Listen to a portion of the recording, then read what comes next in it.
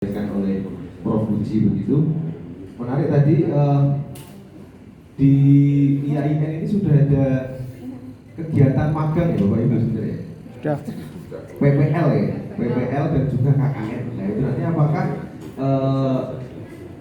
dua kegiatan itu ya PPL dan KKN itu bisa kita konversi atau mungkin kita klaim itu sebagai model pembelajaran di kampus Merdeka? Nanti bisa panjenengan tanyakan ke dua narasumber. Baik, narasumber yang selanjutnya adalah Profesor Dr. Pujiono Issa MH.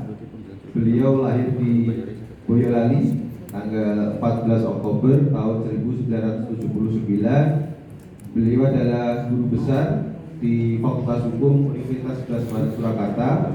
Jabatan beliau saat ini adalah sebagai Wakil Dekan 1 di Fakultas Hukum UNS. Kemudian nomor WhatsApp beliau bisa Bapak Ibu catat mungkin ya, 081 229 887 199. Pengalaman jabatan beliau pernah menjadi Kaprodi S1 di Fakultas Hukum UNS dan juga saat ini menjabat sebagai Wakil Dekan 1 Fakultas Hukum Universitas 11 Maret Surakarta. Baik, untuk selanjutnya waktu saya serahkan kepada Prof. Budi untuk menyampaikan materi. Silakan Prof. Baik, betul. Kepada yang saya hormati, saya perkenalkan Prof. Mahfuz Munajat.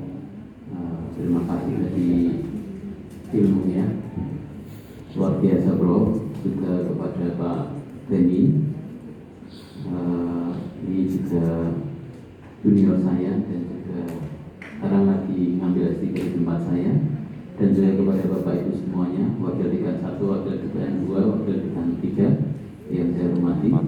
Assalamualaikum warahmatullahi wabarakatuh. Waalaikumsalam warahmatullahi wabarakatuh. Alhamdulillah, nahmaduhu wa nastaghfiruh wa asyhadu an la ilaha illallah wa anna Muhammadar Rasulullah. Tadi saya materi sudah saya terangkan Pak Junaidi. Nanti materi dari Prof. Budi bisa dibantu ditanyakan. Tidak usah, nanti malah. Oke, nanti nyusul ya. Nah, nanti nyusul aja ya. Kamu kok biar nyusul aja nantinya. Nanti biar kita sambil diskusi saja lah. Dilihat materinya Prof. Mahfuz saja sudah cukup. Jadi saya mau cerita tentang kegiatan kampus Merdeka di Fakultas Hukum UNS dan bagaimana desain kurikulumnya. Jadi kalau ada pepatah yang mungkin sudah kita kenal bareng-bareng itu adalah ternyata yang bertahan itu bukan yang paling kuat, tapi yang bisa beradaptasi. Jadi dinosaurus itu kuat, tapi akhirnya sekarang punah. Semut dari zaman dulu sampai zaman sekarang ada, karena dia bisa beradaptasi. Nah, itu barangkali menjadi gambaran bahwa ternyata kuat itu bukan menjamin keabadian. Kuat itu bukan menjamin sesuatu itu tetap ada pada top. Sebagai contoh juga misalnya betapa dulu kalau kita bicara handphone Nokia, ya. Dulu kalau punya handphone zaman saya mahasiswa kok nggak Nokia itu ya kesannya memang kita masih lah ya. Tapi Nokia akhirnya tumbang juga, Nokia, Ericsson dan seterusnya itu besar, tapi akhirnya juga tumbang juga. Beberapa yang lain mungkin kita bisa melihat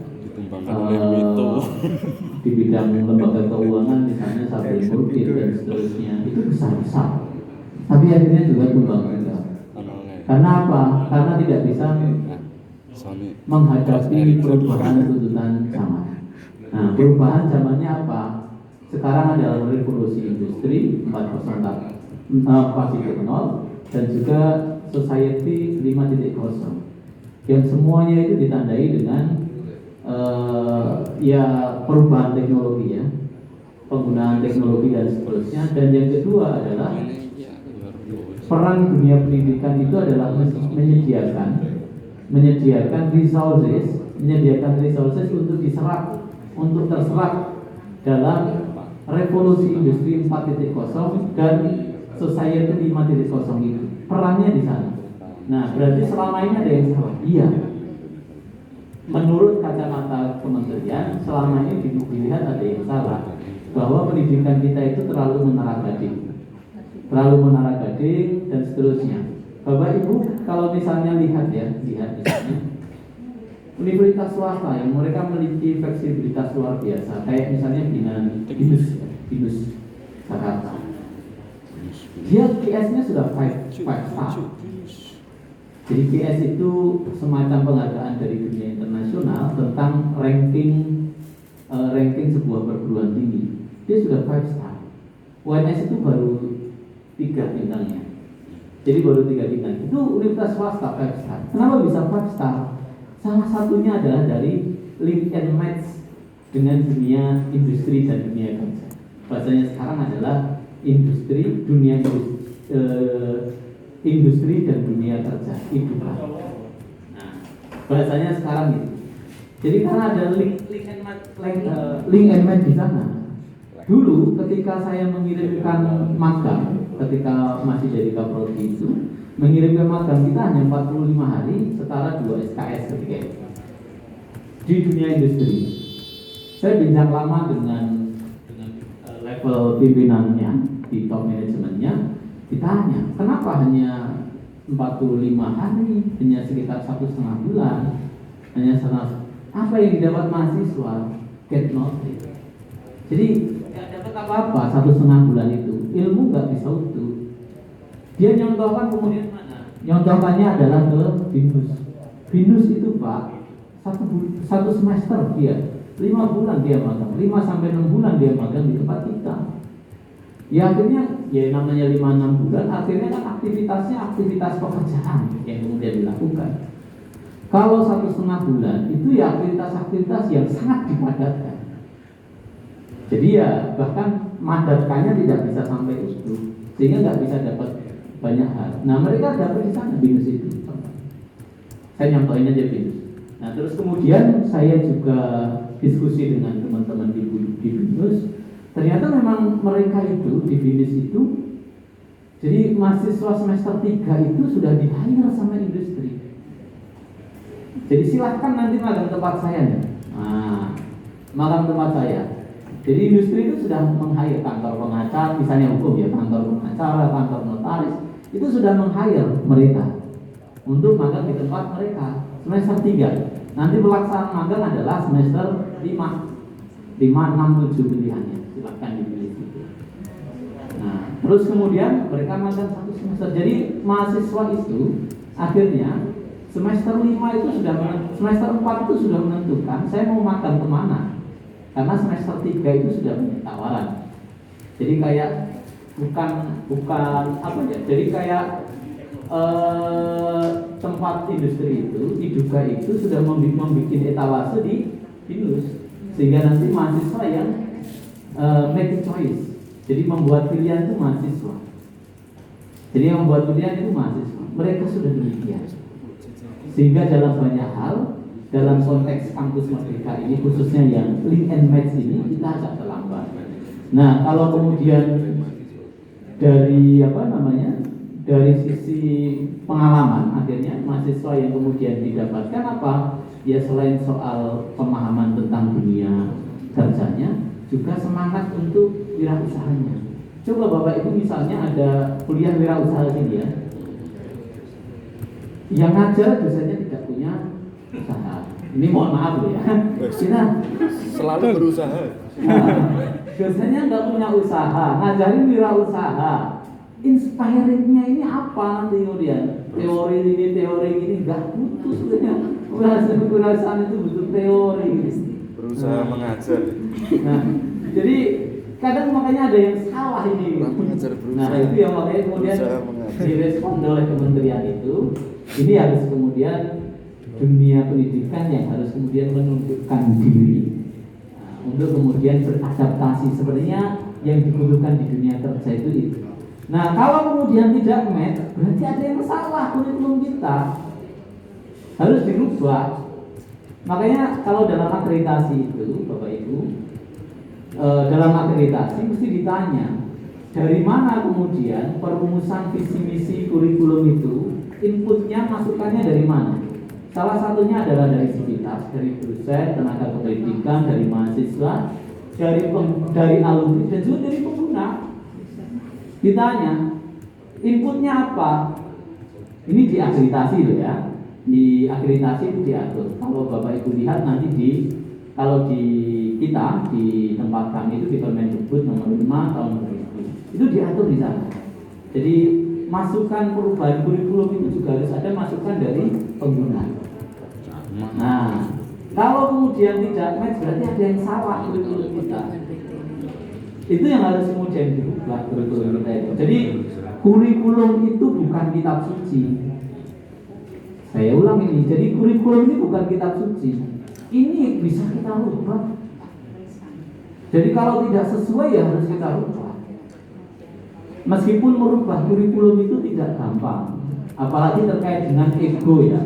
Misalnya yang mengusulkan kurikulum ini saya misalnya bekas dekan atau apa gitu. Kalau untuk yang mengusulkan mata kuliah ini saya, padahal mata kuliah ini sudah tidak relevan. Harus didal setidaknya, kalau nggak didal diwajib pindah ke pilihan. Nah untuk merubah itu juga butuh effort secara sosial yang kemudian harus dilakukan. Nah ini nggak gampangnya di situ. Nah kadang-kadang di situ padahal memang harus berubah. Nah terus yang kedua yang terkait dengan kampus Merdeka itu kalau di institusi di bawah Kementerian Pendidikan itu diatur di Permendikbud nomor 3 tahun 2000 itu tentang SNDikti, dan kemudian kalau di UNS itu sudah direspon ada peraturan rektor UNS nomor 31 tentang 2020 itu mengatur tentang penyelenggaraan dan pengelolaan program sarjana. Itu sudah diatur tentang eksistensi kampus Merdeka. Nah, terus kemudian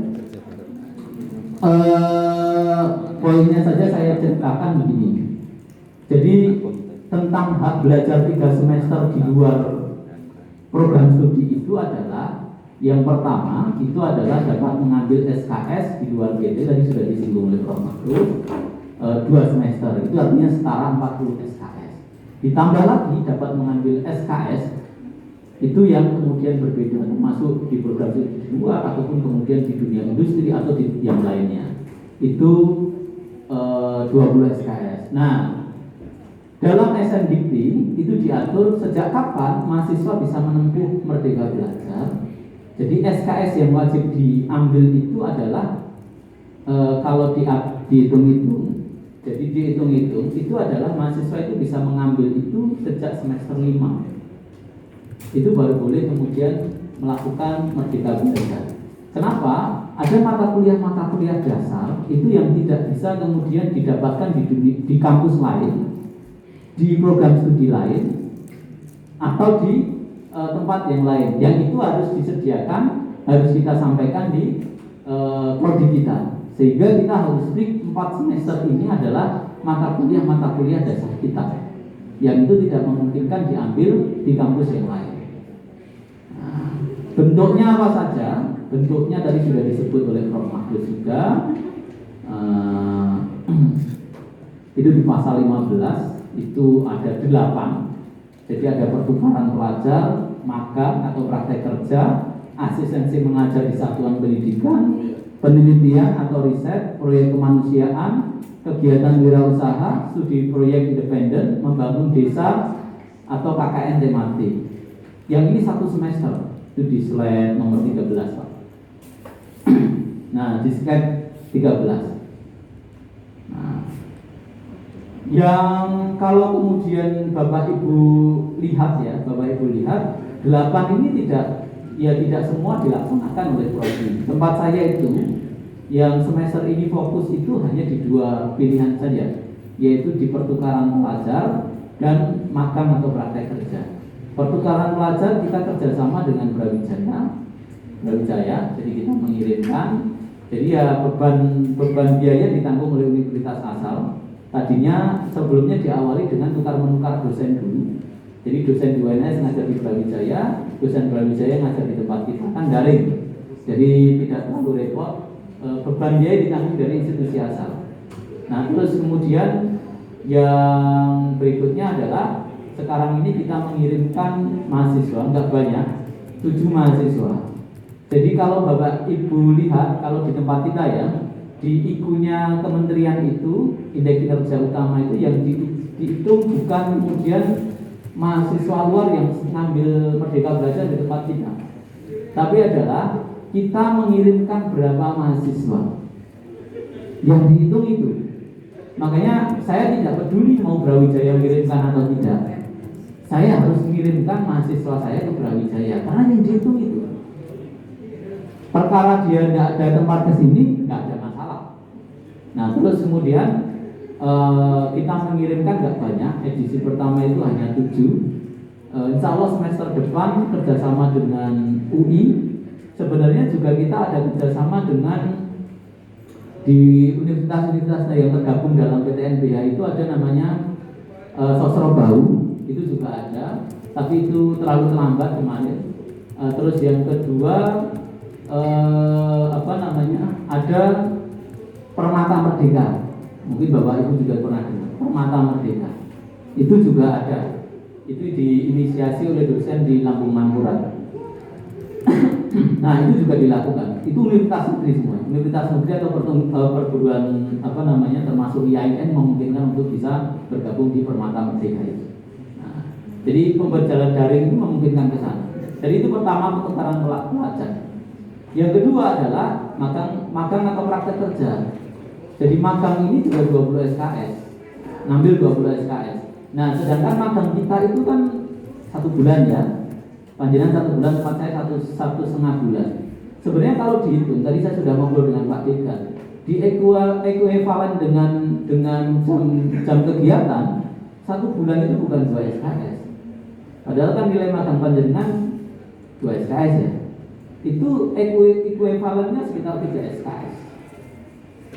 Sehingga kalau kemudian kita kurikulumnya magang 1 bulan menilai 2 SKS juga salah. Jadi mahasiswa terlalu banyak berkorban di situ. Nah, kalau tetap harus 2 SKS dikurangi waktunya. Karena kalau saya hitung 1,5 bulan itu setara dengan 5 SKS. Itu 1,5 bulan. Makanya KKN juga di fakultas di UNS ini saya usulkan juga di UNS itu udah ekuivalen. Masa KKN juga nilainya hanya 2 SKS selama 1,5 bulan. Mestinya nilainya 5 SKS. Nah, cara ngitungnya bagaimana? Dari jam kegiatan dihitung saja. Jadi dari jam kegiatan itu kalau pembelajaran itu 16 kali tatap muka itu ditempuh 16 tatap muka ya, itu ditempuh selama per jamnya berapa, ditempuh selama 16 kali. Nah, kalau kemudian jam kegiatan KKN itu berapa? Nah, 1,5 bulan itu berarti setaranya. Kalau kemudian 1 semester itu dihitung dengan 20 SKS, ini mudahnya saja ya. 1 semester itu kan 6 bulan. 6 bulan dihitung 20 SKS maksimal kalau dalam konteks kampus Merdeka. Kalau kemudian 1,5 bulan berarti kan seperempatnya dari 20 SKS berarti 5. Nah, berarti kan 5 SKS hari. Kalau 1 bulan berarti 20 dibagi 6. Nah, itu yang kemudian menjadi hak mahasiswa. Harusnya begitu. Jadi 3, sekian. Jadi salah dalam menghitung jam belajarnya.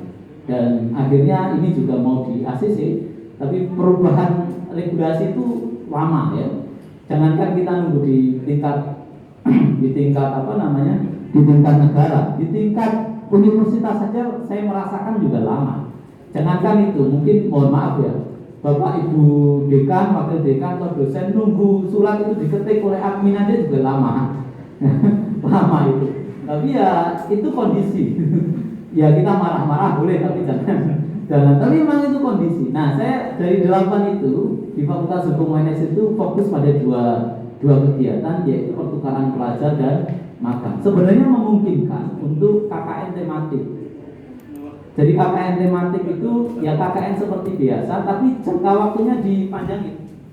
Jadi nanti menjadi 6 bulan sudah. Jadi menjadi 6 bulan juga, nanti setara dengan 20 SKS. Nah, jangka waktunya. Terus kemudian sebenarnya mengikutkan PKM itu, PKM kalau juara di tingkat nasional. Nah, kalau juara di tingkat nasional itu juga sudah bisa kemudian disetarakan dengan 12 SKS. Itu kebijakan institusi. Jadi kemudian kalau direktorat bikin kegiatan, kalau kamu nanti juara di tingkat nasional, baik PKM yang wirausaha, PKM BT atau apa, nanti itu akan setara 20 SKS. Bahkan kalau yang untuk di nasional itu tidak perlu untuk kemudian ujian skripsi. Ujian skripsinya tetap dibuat, tapi tidak perlu ujian skripsi. Jadi skripsi itu nanti termasuk di dalamnya adalah bagian dari tugas akhir yang dianggap sebagai hasil dari PKM. Nah, itu bisa di sana. Tapi mungkin terlalu panjang dan agak regulasinya kaitannya dengan ya. Nah, makanya kita yang agak mudah-mudah saja, dimulai dengan pertukaran pelajar dan juga magang atau praktek kerja. Pertukaran pelajar itu bisa di prodi lain, di sesama institusi, atau pertukaran pelajar di prodi sama tapi kampusnya beda. Jadi di tempat yang berbeda. Biasanya begitu. Jadi itu yang bisa dilakukan. 8 itu enggak semuanya. Nah, saya ulang sekali lagi. Jadi kita ngitungnya itu SKS itu bukan SKS-nya dulu, tetapi kita ngitung dari jam kegiatan. Jadi jam kegiatan, jam belajar. Makanya kadang-kala saya sampaikan tadi di depan, cara kita menghitung SKS kita itu salah, baik itu dalam KKN maupun dalam KMM atau TPL itu. Salahnya dari tadi jam kegiatan tadi. Pokoknya kita PPL itu sebulan nilainya 2 SKS, padahal kalau dihitung jam kegiatan itu salah. Nah, kalau kemudian ya jam kegiatan itu tadi sederhananya saya hitungkan tadi. Kalau dirincinya adalah 1 SKS itu setara dengan 2.720 menit.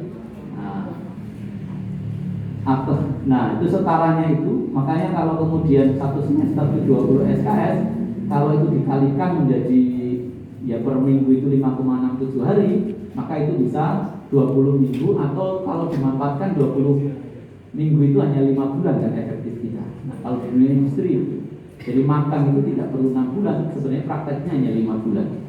Prakteknya, jadi tidak perlu 6 bulan, tapi 5 bulan itu sudah jalan. Ya kita menyebutkannya semesternya adalah Agustus Januari atau Februari Juli, tapi prakteknya adalah hanya 5 bulan saja. Kita ini melaksanakan juga hanya 5 bulan.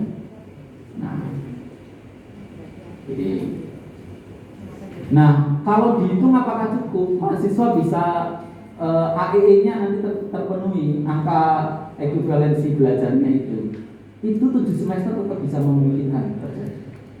Jadi misalnya dimanfaatkan, taruhlah misalnya kita 140 berapa di sini? Untuk lulus 140 berapa Bu? 46 apa 8? Nah, berapa? Per prodi beda. Taruhlah misalnya 146 ya. Oke. Oh, ini prodinya ada syariah? Ada 4. Oh, ada 4. Oke. Misalnya 146. Dihitung misalnya pas semester 1 itu berapa SKS? 20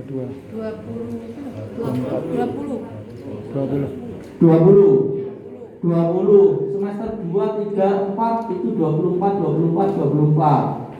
misalnya loh ya. Nah 24 itu sekitar 72 tambah 20 itu sudah 92. Nah kan tinggal berikutnya yang masuk ke 567. Nah 567 92 kalau tambah sampai 60 selesai maksimal ya, itu bisa selesai. Kan sudah 150 sekian itu hitungan sederhananya. Nah kalau pengen tetap sampai semester 8 lebih selesai lagi.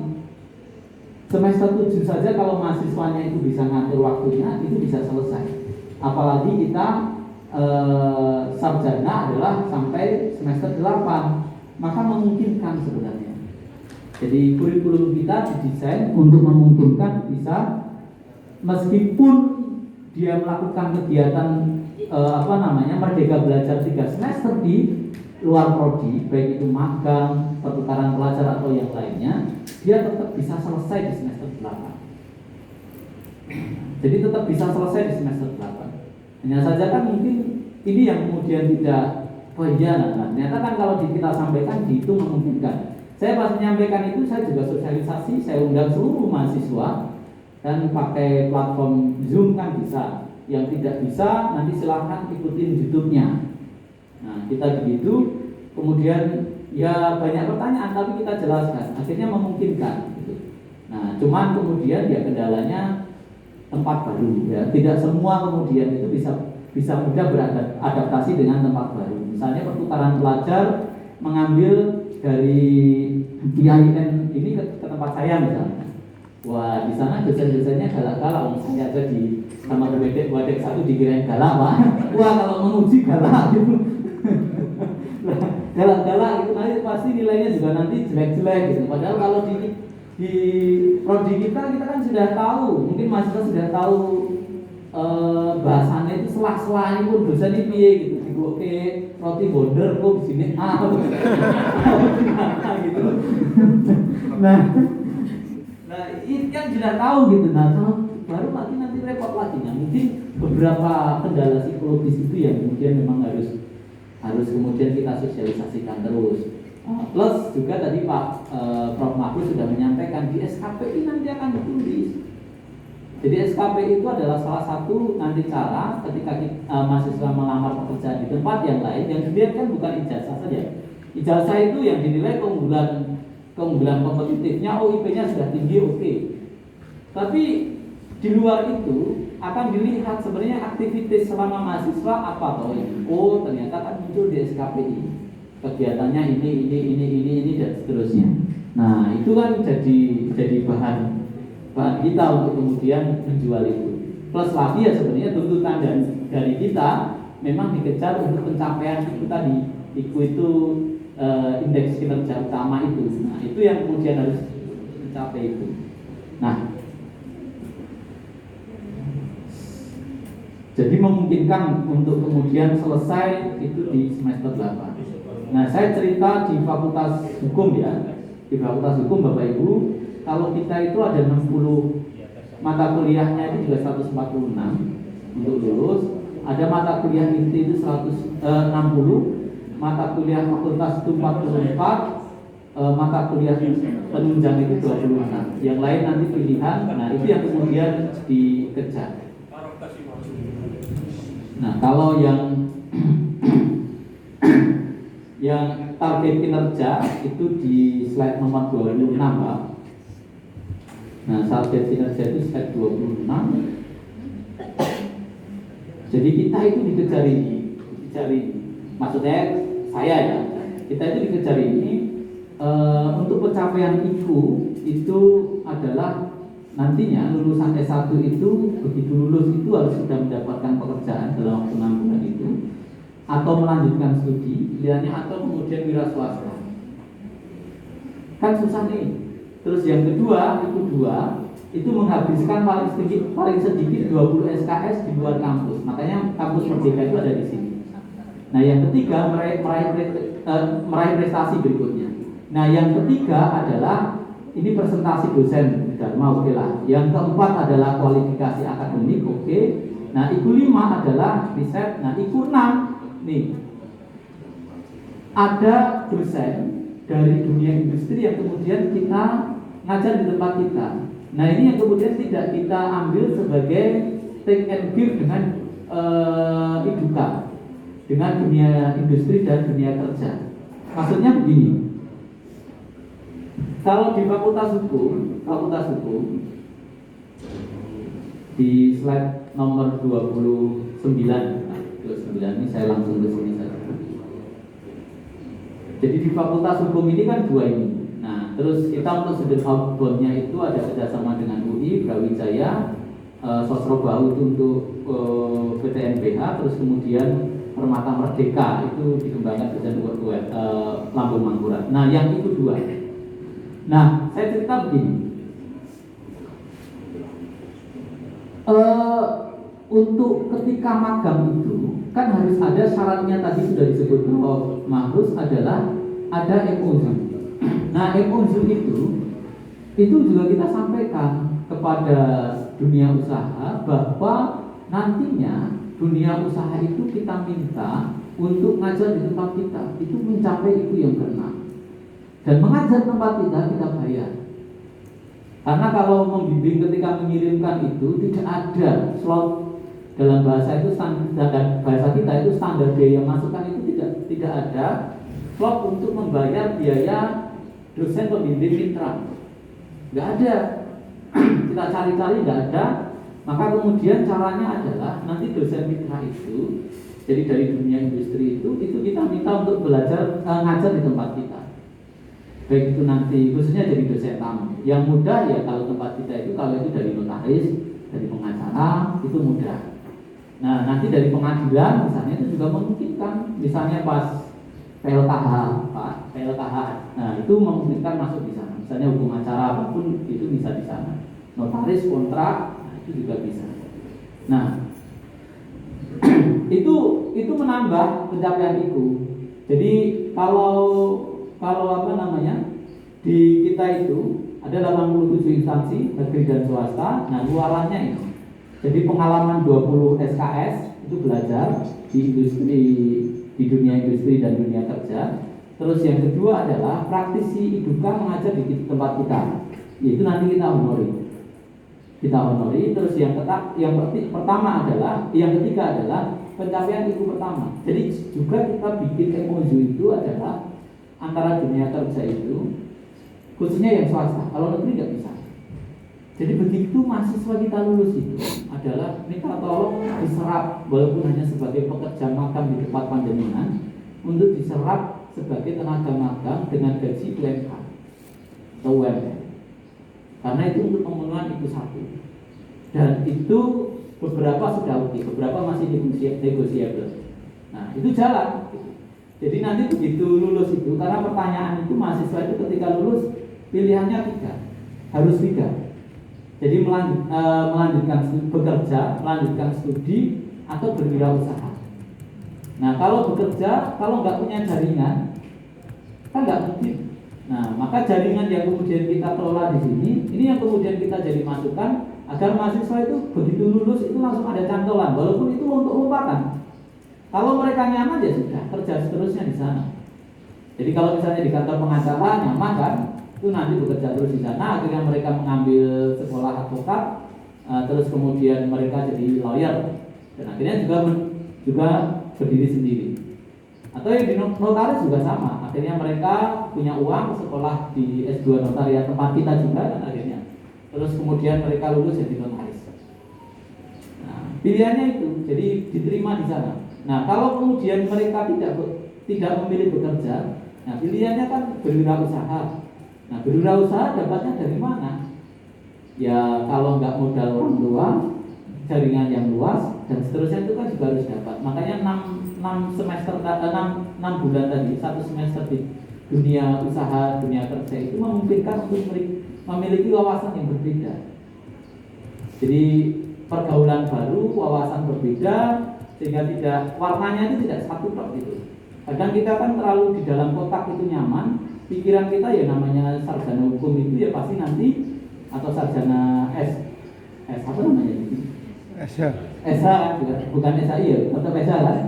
Nah, SH itu juga pikirannya nanti bekerja di kantor-kantor hukum, padahal banyak warung-warung wedangan itu ternyata buatan anak SH. Kayak cangkir biwe itu juga punya SH juga. Terus beberapa tempat yang lain, kopi ya, itu juga SH juga. Oh iya. Nah, makanya itu kan membuka wawasan juga. Atau yang ketiga pilihannya adalah mereka sekolah. Kalau sekolah itu kan kalau orang tuanya nggak mampu kan belum mungkin ya. Belum mungkin. Saya dulu juga karena juga bukan darah biru, saya harus mikir karena cita-cita saya pengen sekolah lagi. Kalau saya kerja belum mungkin saya bisa sekolah. Maka saya harus nyari duit yang tidak kerja kantoran, yang tidak apa, dan akhirnya nekat sekolah kan juga. Tapi kan harus ada apa namanya baju tandakan dulu gitu. Baju tanda. Tapi kalau kerja misalnya jadi hakim jadi apa dulu kan sekolahnya kan nanti nunggu giliran karena saya ingin cepat sekolah saja. Nah, itu jadi pilihannya itu. Jadi penyerapan itu juga kemudian diakomodasi. Nah, terus kelengkapannya apa? Kelengkapannya adalah di Fakultas Hukum itu kemudian kita sesuaikan kurikulum. Bahwa sejak semester 5 itu kurikulum dibuat lebih fleksibel. Meskipun ini tidak bisa tetap, meskipun kita sudah ngomong ini fleksibel, tetap nggak bisa fleksibel juga. Ada mata kuliah yang memang tidak bisa direkognisi. Kayak misalnya mata kuliah penelitian hukum, itu memang harus ada pertemuannya. Nah, pada seperti ini, saya bilang kepada tim, mumpung peraturannya belum detail, ya kita jalan dulu. Nah, mahasiswa itu kemudian kita bikinkan seperti kuliah tapi dipadatkan. Mereka tetap mengambil mengisi di mengisi di KRS ya, mengambil mata kuliah itu. Nah, di KRS itu kemudian kuliahnya kita yang mengisi. Kita yang isi, ya, kita padatkan 16 kali jadi 4 kali pertemuan, tugasnya tetap sama. MPH akhirnya tetap diambil. Nah, terus yang kedua, ini penyesuaian kurikulum ya. Jadi tetap pertama itu penyesuaian kurikulum. Jadi harus kurikulum yang kemudian terlalu berat-berat di akhir itu harus dimajukan. Jadi mahasiswa begitu kemudian sudah semester 5 itu kira-kira memang di tempat lain itu memungkinkan untuk itu. Terus yang kedua adalah tim rekognisi.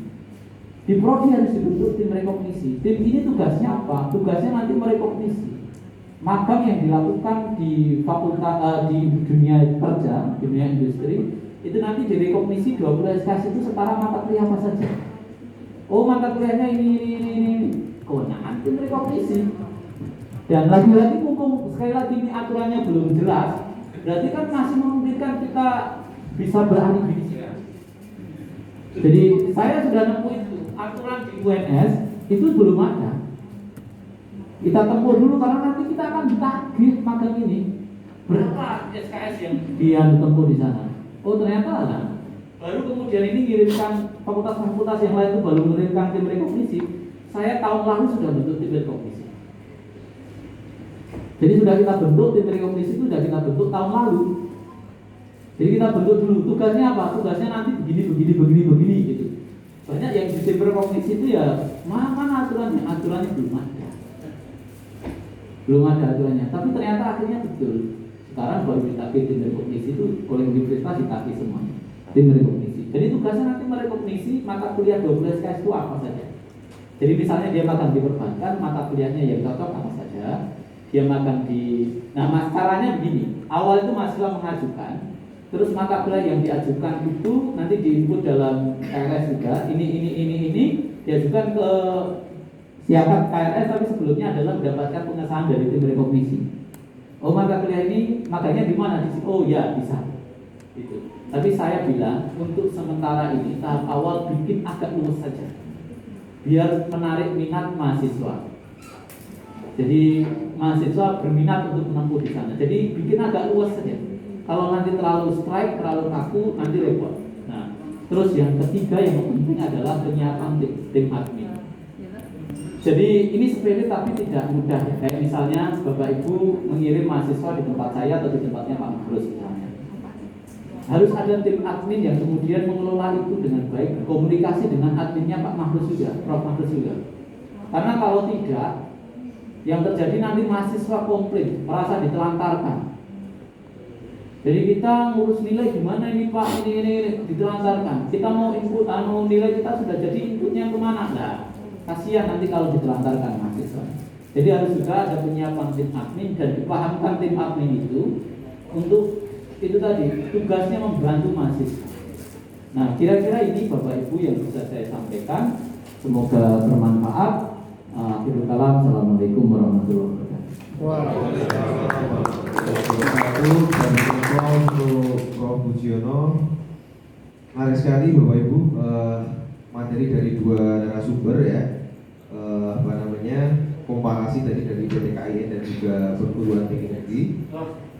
Tentunya saya yakin Bapak Ibu di sini sudah menyiapkan pertanyaan-pertanyaan untuk kita jadikan bahan diskusi begitu. Saya berikan kesempatan